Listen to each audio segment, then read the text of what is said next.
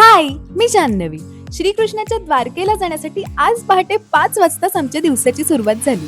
बरोबर 5:30 वाजता अहमदाबादहून निघून वाटेत मस्तपैकी गुजराती नाश्ता केला. ढोकळा, फाफडा, कचोरी असं सगळं पोटभर खाऊन पुढच्या प्रवासाला सुरुवात केली. जवळजवळ 8 तासांच्या प्रवासानंतर आम्ही द्वारकेला पोहोचलो. गेल्या गेल्या गुजरात स्पेशल झणझणीत काठियावाडी थाळीची ऊनपोट पूजा केली. यानंतर हॉटेलला चेक इन केलं. तर ही आहे आजची आमची रूम, जिथे आम्ही आज राहणार होतो. बऱ्यापैकी प्रवास झाला होता, त्यामुळे फ्रेश होऊन छान तयार झालो. तर हा आहे आजचा माझा आमच्या गुजरात ट्रिपचा 4th आउटफिट. हॉटेलमधून बाहेर पडल्यावर आम्ही इथल्या फर्स्ट पॉइंटला आलो, ते म्हणजे रुक्मिणी देवीचं मंदिर.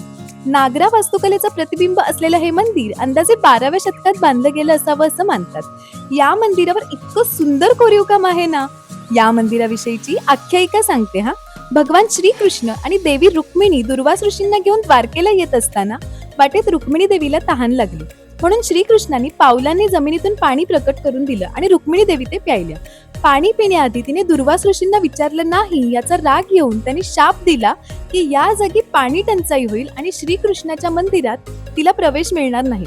यामुळे भगवान श्रीकृष्णांनी एका रात्रीत ही वास्तू बांधली. आणि तुम्हाला माहित आहे का, आज सुद्धा या मंदिराच्या आसपासच्या जमिनीत पिण्यालायक पाणी कुठेच नाहीये. या मंदिरात प्रसाद म्हणून सुद्धा पाणी देण्याची प्रथा आहे. मंदिरात छान दर्शन झाल्यावर आम्ही सुदर्शन ब्रिज वरून बेट द्वारकेकडे जायला निघालो.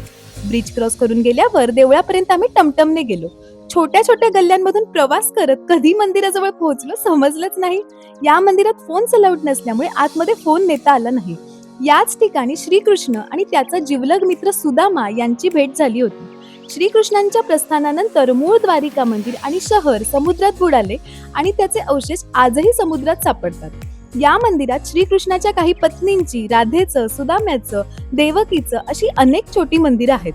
आत्ताच्या मंदिराची स्थापना साधारण 500 वर्षांपूर्वीची झाली असावी. पुढे येता येता सनसेटचं टायमिंग झालंच होतं. मग या सुदर्शन ब्रिजच्या भारी व्ह्यू जवळ मस्तपैकी फोटोज काढले. यानंतरचा नेक्स्ट पॉइंट होता नागेश्वर ज्योतिर्लिंग मंदिर, जे 12 ज्योतिर्लिंगांपैकी एक आहे. आम्ही गेलो तेव्हा संध्याकाळची आरती चालू असल्यामुळे इतकं प्रसन्न वाटलं ना. या मंदिरच्या आवारात भगवान शंकरांची ही मोठी मूर्ती आहे. छान दर्शन झाल्यावर हॉटेलला येऊन पुन्हा मस्त झणझणीत काठियावाडी थाळी जेवलो.